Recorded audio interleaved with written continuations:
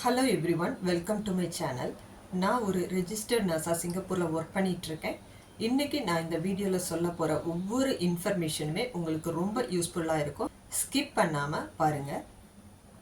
இந்த வீடியோ எதை பற்றியது அப்படின்னு பார்த்தீங்கன்னா, நிறைய பேருக்கு இந்தியா, ஸ்ரீலங்கா இந்த கண்ட்ரீஸ்லேருந்து சிங்கப்பூர் வரணும், சிங்கப்பூரில் நர்ஸாக ஒர்க் பண்ணணும் அப்படின்றது ஒரு ஆசை மட்டுமல்ல, அது ஒரு மிகப்பெரிய கனவு. ஆனால் அதை எப்படி ப்ராசஸ் பண்ணி முன்னோக்கி கொண்டு போகிறது அப்படின்றதுல நிறைய டவுட்ஸ் இருக்குது. ஸோ ஸ்டெப் பை ஸ்டெப்பாக நான் அதை எப்படி ப்ராசஸ் பண்ணுறது அப்படின்றத சொல்ல போகிறேன். ஸோ இந்த வீடியோ கண்டிப்பாக உங்களுக்கு யூஸ்ஃபுல்லாக இருக்கும். வீடியோக்குள்ளே போகிறதுக்கு முன்னாடி ஆர்என் வேர்ல்ட் யூடியூப் சேனலை நீங்கள் இன்னும் சப்ஸ்கிரைப் பண்ணலைன்னா மறக்காமல் சப்ஸ்கிரைப் பண்ணுங்கள். உங்கள் ஃப்ரெண்ட்ஸுக்கு ஷேர் பண்ணுங்கள். அப்படியே சைடில் இருக்கிற பெல் ஐக்கானை கிளிக் பண்ணிக்கிடுங்க. வாங்க வீடியோக்குள்ளே போகலாம். முதலாவது நமக்கு தேவை குவாலிஃபிகேஷன் என்ன அப்படின்றத நம்ம பார்ப்போம். குவாலிஃபிகேஷன் அப்படின்னு சொல்லும்போது நம்ம என்ன டிகிரி நமக்கு இருக்கணும் அப்படின்றது தான். ஸோ டிப்ளமோ இன் நர்சிங் முடிச்சிருக்கணும், அல்லது பிஎஸ்சி நர்சிங், இல்லை போஸ்ட் பிஎஸ்சி நர்சிங், இல்லை எம்எஸ்சி நர்சிங், இதில் ஏதாவது ஒரு டிகிரி முடிச்சிருக்கணும். குவாலிஃபிகேஷன் இவ்வளவு தான்.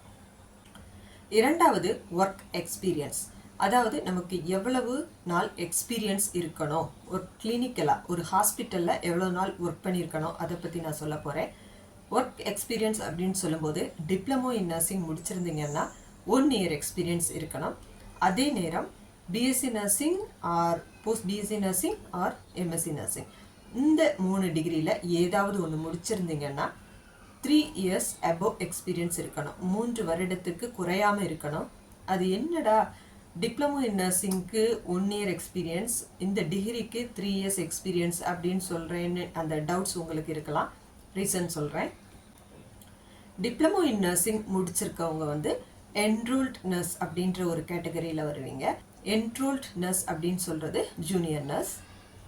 அதே நேரம் BSc nursing, post BSc nursing, MSc nursing, இதில் எது முடிச்சிருந்தாலும் ரெஜிஸ்டர்ட் நர்ஸ், அதாவது ஸ்டாஃப் நர்ஸ் அப்படின்ற கேட்டகரியில் வருவோம். மூன்றாவது, எத்தனை பெட்டட் ஹாஸ்பிட்டலில் நம்ம ஒர்க் பண்ணியிருக்கணும்.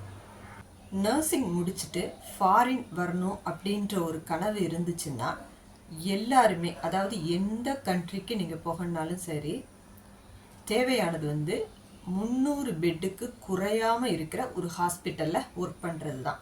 ஏன்னா எந்த கண்ட்ரிக்கு போனாலும் எபவ் 300 பெட்டட் ஹாஸ்பிட்டல் தான் எல்லாருமே கேட்கக்கூடியது. ஸோ முடிந்த அளவு நிறைய பெட் உள்ள ஹாஸ்பிட்டலில் ஒர்க் பண்ணுறது மாதிரி பாருங்கள். நான்காவது, இந்த எக்ஸ்பீரியன்ஸ், குவாலிஃபிகேஷன் எல்லாமே இருக்குது எனக்கு, நெக்ஸ்ட்டு என்ன பண்ணுறது அப்படின்னு கேட்டிங்கன்னா, நான்காவதாக ஒரு ஏஜெண்ட்டை கண்டுபிடிக்கிறது. ஏஜென்சி அப்படின்னு சொல்லும்போது முடிந்த அளவு மெயின் ஏஜெண்ட்டாக கண்டுபிடிங்க. நிறைய பேர் இருக்கிறாங்க இந்தியாவில். அந்த ஏஜென்சி வந்து ரெஜிஸ்டர் பண்ணியிருக்குதா அதையும் செக் பண்ணுங்கள். இதுக்கு முன்னாடி எத்தனை வருஷமாக ஆள் அனுப்பிட்டுருக்குறாங்க, எவ்வளவு பேர் போயிருக்காங்க, அந்த இன்ஃபர்மேஷன் எல்லாத்தையுமே ஃபஸ்ட்டு கலெக்ட் பண்ணுங்கள். நிறைய பேர் பண்ணுற தவறு என்ன அப்படின்னா, எடுத்த உடனேயே பாஸ்போர்ட் ஒரிஜினல் கேட்குறாங்க அல்லது ஒரிஜினல் சர்டிஃபிகேட் எல்லாம் கேட்குறாங்க அப்படின்னு சொல்லிட்டு உடனேயே சப்மிட் பண்ணுறாங்க. கடைசியில் அது கைக்கு வர்றதுக்கு மிக கஷ்டமான ஒரு சூழ்நிலையை எல்லாரும் கையாள வேண்டிய ஒரு சூழ்நிலை வருது. அதனால் தயவு செய்து எடுத்த உடனேயே பாஸ்போர்ட் ஒரிஜினலோ இல்லை ஒரிஜினல் சர்டிஃபிகேட்டோ தயவு செய்து கொடுக்காதீங்க. ஏன்னா உங்களை சரியான வழியில் ப்ராசஸ் பண்ணி கொண்டு போகிற எந்த ஏஜென்ட்டுமே லட்சங்களில் காசோ அல்லது பாஸ்போர்ட் ஒரிஜினலோ ஒரிஜினல் சர்டிஃபிகேட்டோ கேட்கவே மாட்டாங்க. ஏன்னா அவங்களுக்கு தெரியும் எப்போ ஒரிஜினல்ஸ் வாங்கணும், எப்போ காசு வாங்கணும் அப்படின்றது. ஸோ இந்த காசு விஷயமும் ஒரிஜினல் சர்டிஃபிகேட்டும் தயவு செய்து ரொம்ப கான்சென்ட்ரேட் பண்ணி ப்ராசஸ் பண்ணுங்கள். சில நேரங்களில் நம்முடைய ப்ராசஸிங் ஃபீஸ் அல்லது எக்ஸாம் ஃபீஸாக சில ஆயிரங்களில் கேட்க வாய்ப்பு இருக்குது, அது கொடுக்கலாம். ஆனால் லட்சங்களில் முன்னாடியே கொடுத்து தயவு செய்து யோசிச்சுட்டு இருக்காதீங்க. இன்னும் ஒரு முக்கியமான விஷயம், மெயின் ஏஜெண்ட் அப்படின்ற யார் அப்படின்றத கண்டுபிடிங்க. ஏன்னா சில பேர் சப் ஏஜென்ட்டிட்ட போயிட்டு நம்மளுடைய சர்டிஃபிகேட் எல்லாத்தையுமே கொடுக்கும்போது அது தவறில்லை. என்ன ஆகுதுன்னா, நம்மளுடைய கொடுக்க வேண்டிய அந்த காசு வந்து 1 லட்சம் மெயின் ஏஜென்ட்டுக்கு கொடுக்குறோன்னா நீங்கள் சப்பா கீழேருந்து போகும்போது ஒரு 3 லட்சம் 4 லட்சம் அப்படின்னு ஆகுது. ஸோ முடிந்த அளவு நீங்கள் மெயின் ஏஜெண்ட்டாக காண்டாக்ட் பண்ணிங்கன்னா உங்களுக்கு காசு மிச்சமாகும். ஒரு சரியான கிளாரிட்டி இல்லாமல் மறுபடியும் சொல்கிறேன், பாஸ்போர்ட்டையோ ஒரிஜினல் சர்டிஃபிகேட்டையோ லட்சங்களில் காசையோ தயவு செய்து கொடுக்காதீங்க. இப்போ நீங்கள் ஏஜெண்ட்டை கண்டுபிடிச்சிட்டிங்க அப்படின்னா அடுத்தது என்ன பண்ணணும் அதை பற்றி நான் சொல்ல போகிறேன். சர்டிஃபிகேட்ஸ் ரெடி பண்ணிக்கிடுங்க. உங்களுக்கு சிங்கப்பூர் வரணும்னா மொத்தம் 9 சர்டிஃபிகேட்ஸ் வேணும். 9 வகையான இன்ஃபர்மேஷன் வேணும். ஸோ அது என்ன அப்படின்றத நான் சொல்லிக்கிடுறேன். அப்படியே நீங்கள் ரெடி பண்ணிட்டீங்கன்னா அவ்வளோதாங்க. இந்த சர்டிஃபிகேட்ஸ் அவ்வளோத்தையுமே ரெடி பண்ணி ஒரு பிடிஎஃப் ஃபைலாக நீங்கள் ரெடி பண்ணி வச்சிட்டிங்கன்னா எந்த ஒரு கவலையும் அதுக்கப்புறம் உங்களுக்கு தேவையே இல்லை. யாரும் எதுவும் உங்களுக்கு திருப்பி கேட்கவும் மாட்டாங்க. ஸோ அந்த 9 வகையான இன்ஃபர்மேஷன் என்ன அப்படின்றது, 9 வகையான சர்டிஃபிகேட் என்ன அப்படின்றது நான் சொல்கிறேன். அப்படியே ஒரு பென்னும் பேப்பரும் எடுத்து எழுதிக்கிடுங்க. முதலாவது டிகிரி சர்டிஃபிகேட், அதாவது நீங்கள் டிப்ளமோ இன் நர்சிங் முடிச்சிருந்தீங்கன்னா அதோட சர்டிஃபிகேட், அல்லது பிஎஸ்சி எம்எஸ்சி போஸ்ட் பிஎஸ்சி இதில் எந்த ஒரு டிகிரி முடிச்சிருந்தாலும் அதோடைய டிகிரி சர்டிஃபிகேட் அதை எடுத்து வச்சுக்கிடுங்க. இரண்டாவது ரெஜிஸ்ட்ரேஷன் சர்டிஃபிகேட். நம்ம எந்த ஒரு காலேஜில் படிச்சிருந்தாலும் ஏதோ ஒரு யூனிவர்சிட்டி அண்டரில் தான் நம்ம ரெஜிஸ்டர் பண்ணியிருப்போம். முக்கியமாக தமிழ்நாடு அப்படின்னு வரும்போது நம்ம எம்ஜிஆர் யூனிவர்சிட்டி தான். ஸோ அந்த யூனிவர்சிட்டியில் நம்ம ரெஜிஸ்டர் பண்ணியிருக்கணும். அதே நேரம் ஒவ்வொரு 5 வருடத்துக்கு ஒருக்காவும் நம்ம ரினியூவல் பண்ணுவோம். ஸோ அந்த ரினியூவல் சர்டிஃபிகேட்டோ நம்ம ரெடி பண்ணிக்கணும். மூன்றாவது டிரான்ஸ்கிரிப்ட் அப்படின்னு சொல்லும்போது வேற எதுவும் இல்லை, தியரியாகவும் கிளினிக்கலாகவும் நம்ம எவ்வளோ ஒர்க் பண்ணியிருக்கோம் அதுதான் காலேஜ்லேருந்து நமக்கு கிடைக்கும். அதே நேரம் யூனிவர்சிட்டியிலேருந்தும் வாங்க வேண்டியது வரும். ஆனால் சிங்கப்பூருக்கு நம்முடைய காலேஜ் டிரான்ஸ்கிரிப்ட் போதுமானது. நான்காவது மார்க் லிஸ்ட் அப்படின்னு சொல்லும்போது நம்ம டிகிரி ஆர் டிப்ளமோ எதுவாக இருந்தாலும் எத்தனை வருஷம் நம்ம படிச்சிருக்கோமோ அத்தனை வருஷத்துடைய மார்க் லிஸ்ட்டை நம்ம வைக்கணும். இதையும் ரெடி பண்ணி வச்சுக்கிடுங்க. ஐந்தாவது பாஸ்போர்ட் ரெடி பண்ணிக்கிடுங்க. ஆறாவது மேரேஜ் ஆயிருந்தால் மேரேஜ் சர்டிஃபிகேட் ரெடி பண்ணிக்கிடுங்க. ஏழாவது நம்முடைய பாஸ்போர்ட் சைஸ் ஃபோட்டோ ஒரு 10 காப்பி எடுத்து வச்சுக்கிடுங்க. எட்டாவது ஒர்க்கிங் எக்ஸ்பீரியன்ஸோட நம்ம சர்டிஃபிகேட், இப்போ நீங்கள் ஒர்க் பண்ணிட்டு இருக்க ஹாஸ்பிட்டலோடையது ப்ளஸ் இதுக்கு முன்னாடி நீங்கள் ஒர்க் பண்ணியிருந்தீங்கன்னா அதுடையது, ஓல்டு ப்ளஸ் கரண்ட், இந்த 2 சர்டிஃபிகேட்டும் ரெடி பண்ணி வச்சுக்கிடுங்க. ஒன்பதாவது ஆதார் கார்டு. இந்த 9 இதையும் நீங்கள் அப்படியே ஒரு ஜெராக்ஸ் காப்பியும் எடுத்து வச்சுக்கிடுங்க. அதே நேரம் பிடிஎஃப் ஃபைலாக ரெடி பண்ணி வச்சுக்கிட்டிங்கன்னா எப்போ எந்த சர்டிஃபிகேட் கேட்டாலும் உங்களுக்கு கொடுக்கறதுக்கு ஈஸியாக இருக்கும். இதை தாண்டி யாரும் எதுவும் கேட்க போகிறதே இல்லை. ஸோ இந்த 9 இதையும் நீங்கள் ரைட் டவுன் பண்ணிவிட்டு இது அவ்வளோத்தையும் நீங்கள் ரெடி பண்ணுங்கள் ஃபஸ்ட்டு. இதுதான் உங்களுடைய முக்கியமான ப்ராசஸ். ஸோ இப்போ இந்த சர்டிஃபிகேட் எல்லாம் ரெடி பண்ணி ஏஜென்ட்டிட்ட ஃபோட்டோ காப்பி கொடுத்துட்டிங்கன்னா ஃபேஸ் டு ஃபேஸ் இன்டர்வியூ எப்போ இருக்குது அப்படின்றது சொல்லுவாங்க. இந்த இன்டர்வியூ யார் நடத்துவாங்க அப்படின்னு பார்த்தீங்கன்னா சிங்கப்பூர்லேருந்து வர்றவங்க தான் நடத்துவாங்க.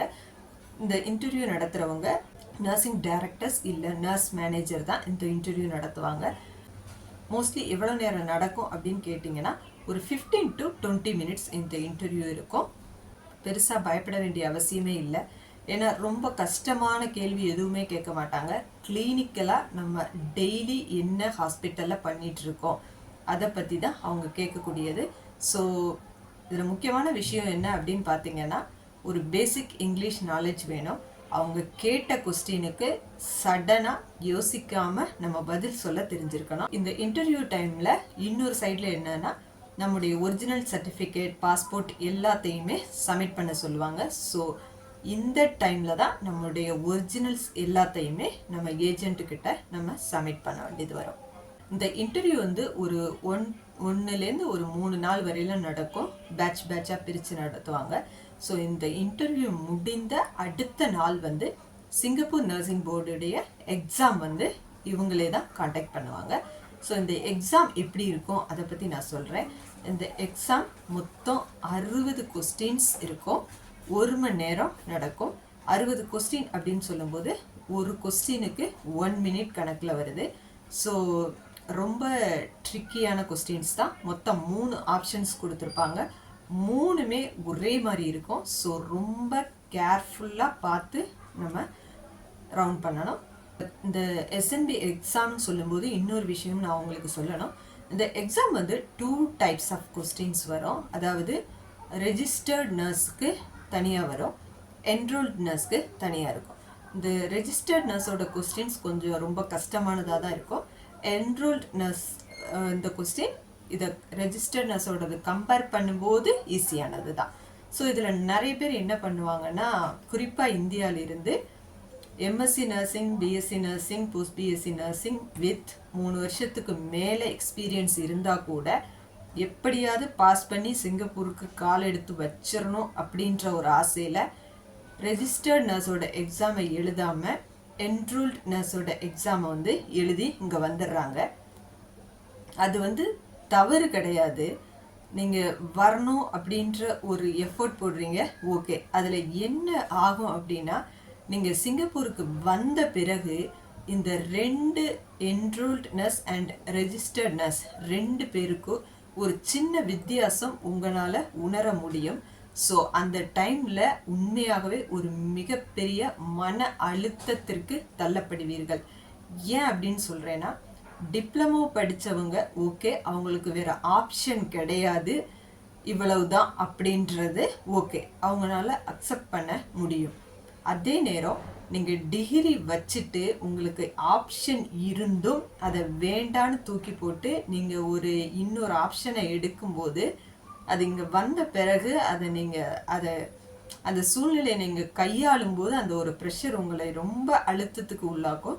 ஸோ தயவு செய்து உங்களுக்கு எக்ஸ்பீரியன்ஸ் இருந்து டிகிரி படிச்சிருந்தீங்கன்னா தைரியமாக ரெஜிஸ்டர்ட் நர்ஸோட எக்ஸாமை எழுதுங்க. அவ்வளோ டஃப்னெல்லாம் சொல்ல முடியாது. நீங்கள் போடுற எஃபர்ட்டுக்கு கண்டிப்பாக பலன் கிடைக்கும். தயவு செய்து தவறை பண்ணாதீங்க.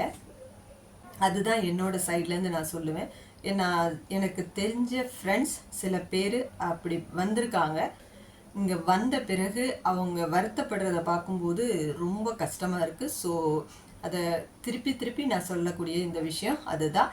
நீங்கள் ஒரு பிஎஸ்சி நர்சிங் முடித்து எக்ஸ்பீரியன்ஸ் இருந்துச்சுன்னா தயவு செய்து ரெஜிஸ்டர்ட் நர்ஸாக எக்ஸாம் எழுதி வாங்க. இன்னொரு முக்கியமான விஷயம், சிங்கப்பூருக்கு டோட்டலாகவே எஸ்என்பி எக்ஸாம் வந்து 2 அட்டம்ப்ட் தான் எழுத முடியும். 2 தடவையும் ஃபெயில்னா அதுக்கப்புறம் சிங்கப்பூருக்கு எப்போவுமே வர முடியாது. அதையும் நீங்கள் மனதில் வைத்துக்கொள்ளணும். ஸோ இப்போ வந்து எக்ஸாம் எழுதிட்டீங்க. ஸோ எக்ஸாம்க்கு அடுத்தது எல்லாருக்குமே தெரியும், ரிசல்ட்டுக்காக வெயிட் பண்ணிட்டு இருக்கணும். இந்த ரிசல்ட் எப்போ வரும் அப்படின்னு பார்த்தீங்கன்னா, சரியாக 1 மந்த்தில் ஒரு 30லேருந்து 40 நாளுக்குள்ளே ரிசல்ட் வந்துடும். ஸோ இந்த ரிசல்ட்டை மோஸ்ட்லி நமக்கு ஏஜென்ட்டு தான் சொல்லுவாங்க. சில இடங்களில் இமெயில் மூலமாகவும் தெரிய வாய்ப்பு இருக்குன்னு நினைக்கிறேன். எனக்கு வந்து ஏஜென்ட்டு தான் சொன்னாங்க.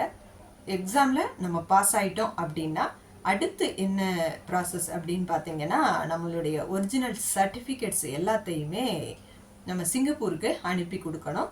ஸோ இது எதுக்காக அப்படின்னு பார்த்தீங்கன்னா, சிங்கப்பூர்லேருந்து இந்த சர்டிஃபிகேட்ஸ் எல்லாம் வெரிஃபை பண்ணுவாங்க. நம்ம இந்த குறிப்பிட்ட காலேஜில் தான் அல்லது யூனிவர்சிட்டியில் தான் படித்தோமா, உண்மையாகவே இந்த சர்டிஃபிகேட்ஸ் எல்லாமே ஒரிஜினலாக அப்படின்றத சிங்கப்பூருக்கு இந்த சர்டிஃபிகேட்ஸ் வந்த பிறகு தான் அவங்க எஃபோர்ட் போட்டு அது எல்லாமே வெரிஃபை பண்ணுறாங்க. இந்த சர்டிஃபிகேட் வெரிஃபிகேஷன் ஓகே ஆயிடுச்சுன்னா அடுத்த ஒரு 3லேருந்து 4 மாதத்துக்குள்ளே நமக்கு வந்து விசா அனுப்பி வச்சுருவாங்க. டோட்டல் நமக்கு இந்த ப்ராசஸ் எவ்வளோ நாள் ஆகுதுன்னா, இந்த எக்ஸாம் எழுதுறதுலேருந்து விசா வர்றது வரையில் அந்த கேப் பார்த்தீங்கன்னா 6 to 8 months எடுக்குது. இவ்வளோ நேரம் சொன்ன இந்த அவ்வளோ ஸ்டெப்ஸுமே உங்களுக்கு நல்லாவே புரிஞ்சிருக்கும் அப்படின்னு நினைக்கிறேன். இதையும் தாண்டி ஏதாவது உங்களுக்கு டவுட்ஸ் இருந்துருச்சுன்னா கண்டிப்பாக கமெண்டில் சொல்லுங்கள். நெக்ஸ்ட் வீடியோவில் அதை பற்றி நான் உங்களுக்கு சொல்கிறேன். மறுபடியும் ஆர்என் வேர்ல்ட் யூடியூப் சேனலை நீங்கள் சப்ஸ்கிரைப் பண்ணலைன்னா மறக்காமல் சப்ஸ்கிரைப் பண்ணுங்கள். உங்கள் ஃப்ரெண்ட்ஸுக்கு ஷேர் பண்ணுங்கள். இன்னும் நிறைய யூஸ்ஃபுல்லான இன்ஃபர்மேஷன் அடுத்தடுத்து நான் உங்களுக்கு வீடியோவில் சொல்ல போகிறேன். உங்களுடைய ஆதரவுக்கு நன்றி. மீண்டும் சந்திப்போம்.